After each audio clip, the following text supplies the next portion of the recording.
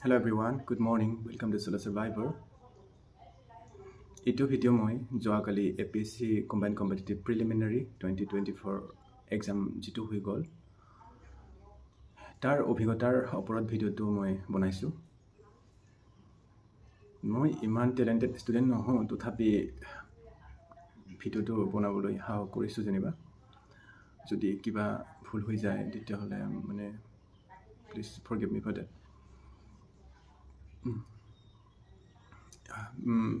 Exam to diso moi joakali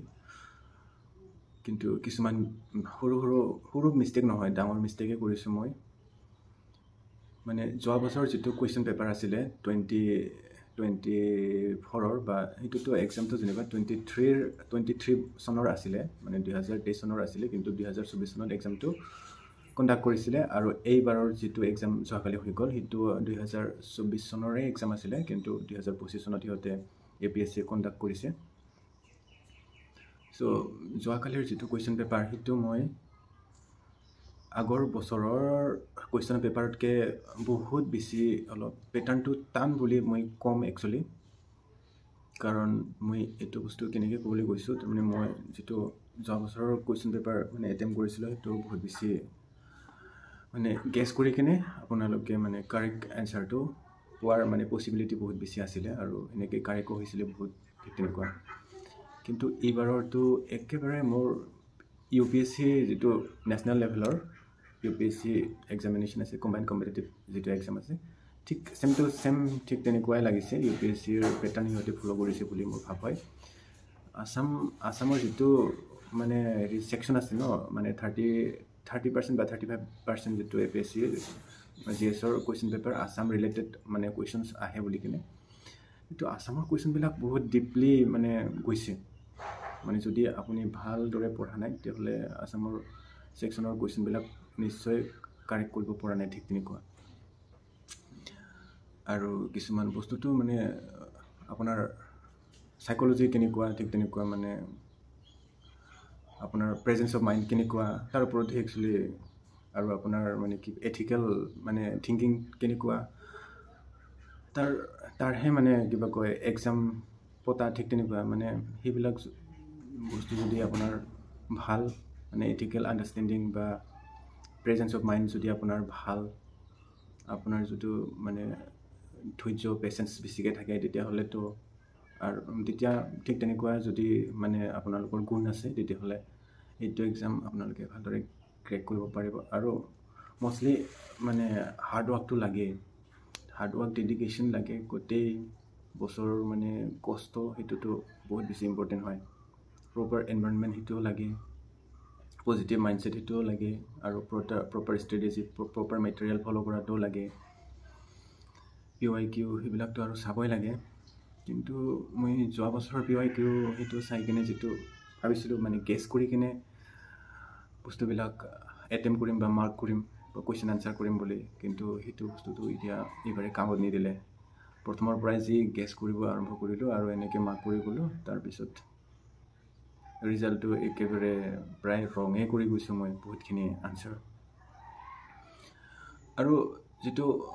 মানে question লেভেলটো হেতু মইটো ডাইৰেক্টলি কম মই ইউপিএসসি ৰ একেবাৰে সেম ইউপিএসসি ৰ নিচিনা পাইছো কাৰণ কিদিনমান আগতে ইউপিএসসি ৰ যেটো প্ৰিলিমিনাৰী এক্সামিনেশন আছিল হেতু মই দিছো আৰু তাতে মই কিমান মাৰ্কস পাইছো মানে যেটো ইউপিএসসি মানে ডিক্লেয়াৰ কৰা নাই যেনিবা মানে আনসাৰ কিটো কিন্তু বিভিন্ন কোচিং ইনষ্টিটিউশনে মানে এটো ডিক্লেয়াৰ কৰিছে আৰু তাতে মিলাই কেনে মই 36 মাৰ্কস পাইছিলো একচুয়ালি এইবিলাক যে মাৰ্কস তো পাও 36 বা ইবাৰে যে এপিএসসি ত পালো মই ইবাৰ পাইছো যেনিবা 38 পাইছো যেটো হৈ গল যোৱাকালি 38 পাইছো জিএছত এইবিলাক মাৰ্কস একচুয়ালি আমাৰ কিছুমান ভুলৰ কাৰণে মাৰ্কস বিলাক কমি যায় যেটো মোৰ ক্ষেত্ৰটো হৈছে বা আপোনালোকৰ বহুজনৰ ক্ষেত্ৰতে হয় তেনেকুৱা এনেও আপোনালোকে জানাই যায় 100 ৰ আপত কাট অফ কেতিয়াও না যায় কিন্তু তথাপিও আমি 100 মানে মাৰ্কস পাবৰ কাৰণে 50 বা 45 ঠিক তেনেকুৱা 90 পাবো যেনিবা 45 ঠিক তেনেকুৱাহে এটেম্প কৰিব লাগে কিন্তু আমি বহুত বেছি এটেম্প কৰি দিও এনে কিছুমান অনুমান কৰি কিনে গেছ কৰি কিনে মানে যোনটো হোৱা যেন সম্ভাৱনা থাকে হেইটোতে মানে ঠিক কৰি দিও হেতু একচুয়ালি কৰিবই নালাগে আমি যিখিনি আপোনালোকে পুৰা পাৰফেক্টলি জানে সম্পূৰ্ণ সেইটো এটেম্প কৰাটোহে মানে বেষ্ট আৰু সেইটো ভুল মই এইবাৰো কৰিলোঁ গেছ কৰি কিনে কিছুমান এটেম্প কৰি দিলোঁ গেছ সেইকাৰণে বহুত নিগেটিভত মাৰ্কছ গুচি গ'ল গেছ কৰা মানে ভাবিব মানে বুজিব পাৰে মানে জুৱা খেলা নিচিনা আৰু জুৱা খেলাটো মানুহ শুনিব পোৱা যায় কিছুমানে ধনী হয় কিন্তু মোৰ মতেৰে জুৱা খেলা মানুহ কেতিয়াও ধনী নহয় মানে সিহঁতৰ পজিটিভ হেৰিটো নাথাকে মানে পজিটিভ প্ৰফিট কেতিয়াও নাথাকে সিহঁতৰ নিগেটিভ প্ৰফিটে থাকে মানে লাইফ বৰবাদ হয় ঠিক তেনেকুৱাই গেছ কৰি কিনে আনচাৰ কৰাটো লাইফ বৰবাদ ডিডাকশ্যনত বেয়াকৈ মাৰ্কছ কাটা যায় সেইটো বুলি বাৰু ময়ো কৰিলোঁ আৰু কিছুমান চিলি মিষ্টেক হৈ গৈছে যেনিবা এনভাইৰনমেণ্ট যিটো পাইছিলোঁ এক্সাম হলত সেইটো অলপ কিবা ৰাছ আৱাৰত অলপ বস্তুখিনি দিয়ে মানে হেৰি হৈ যোৱা নিচিনা বেয়া হৈ গ'ল আৰু সেইটো চিলি মিষ্টেক থাকে কিন্তু চবচে বেছি ব্লাণ্ডাৰটো হ'ল এইটো আমি যে কেছ কৰি কিনে এটেম্প কৰোঁ সেইটো বহুত বেছি বেয়া কিন্তু প্ৰিভিয়াছ ইয়াৰৰ যিটো কুৱেশ্যন পেপাৰ আছিলে তাত গেছ কৰা এনচাৰবিলাক কাৰেক্ট হৈছিলে কিন্তু এইবাৰতো সেনেকুৱা নহ'লে মানে আৰু মই এইমাত্ৰ ক'লোঁ যে যিটো কুৱেশ্যনৰ লেভেলটো ইউ পি এছ চিৰ নিচিনাই হৈছে মোৰ মতে কাৰণ ইউ পি এছ চিত মই 36 পাইছিলোঁ যিটো মানে টাফেষ্ট এক্সাম হয় ন আমাৰ এ পি এছ চি মানে ষ্টেটৰ এক্সামতকৈ চেণ্ট্ৰেলৰ এক্সামটো টাফ সেইটো মানে চিয়'ৰ চবেই জানে তাতে 36 ইয়াতে 38 মানে পূৰা কম্পেয়াৰ কৰিলে পূৰা ছেমে হয় যেনিবা ঠিক তেনেকুৱা আৰু ইউ পি এছ চিৰ যিটো চিছাট পেপাৰটো এনেকুৱা হাৰ্ড পাইছিলোঁ মই বহুত বেছি হাৰ্ড পাইছিলোঁ কিন্তু এ পি এছ চিৰ যিটো এইটো চিছাট মইতো মেথছত ইমানেই উইক মেথছত 0 নিচিনা তথাপিও 96.8 চামথিং কিবা এনেকৈ মাৰ্কছ কেৰি কৰিব পাৰিছোঁ আৰু মই মাত্ৰ নহয় বহুতৰ বাবে এইটো চিছাট পেপাৰটো বহুত ইজি হৈছিলে আৰু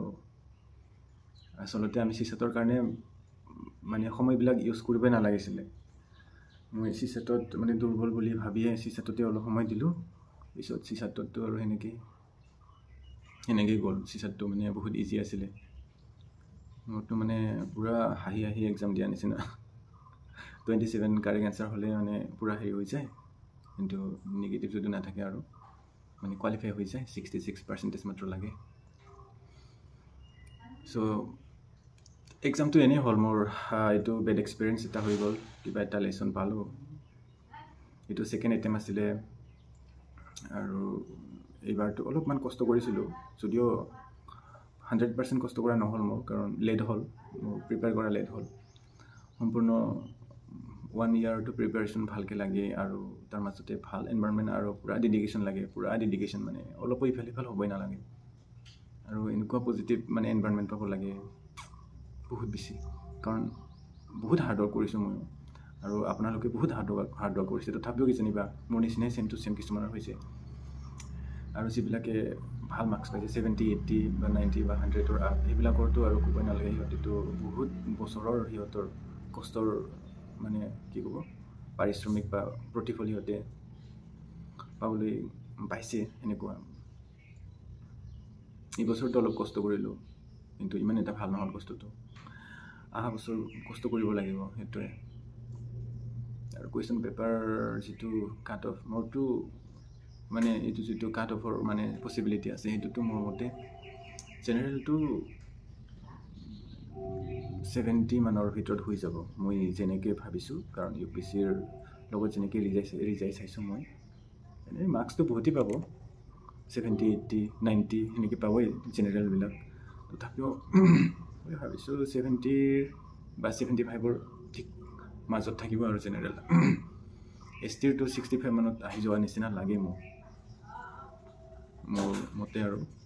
মইতো যেনিবা 38 পাইছোঁ বহুত বেছি কম মোৰ চান্স নাই যেনিবা তথাপিও আৰু কেতিয়াবা বেয়া লাগে এনেকৈ কম মাৰ্কছ পাই কিনে কিবা আনক মটিভেশ্যন দিয়া নিচিনা একো নাই মানুহটো আৰু চব মানে কমফৰ্ট জোনত মানে চবেই পাৰফেক্ট হৈ নাথাকে ড্ৰবেক থাকি যায় মানুহৰ আৰু এনেকৈ গ্ৰেজুৱেলি অলপকৈ আগবাঢ়িছে মানুহ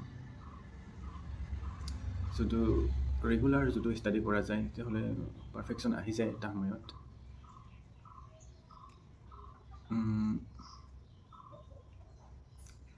চ' এইখিনিয়ে আছিলে ভিডিঅ'টো বাকী যদি কিবা ভুল কৈছোঁ please forgive me for that bye by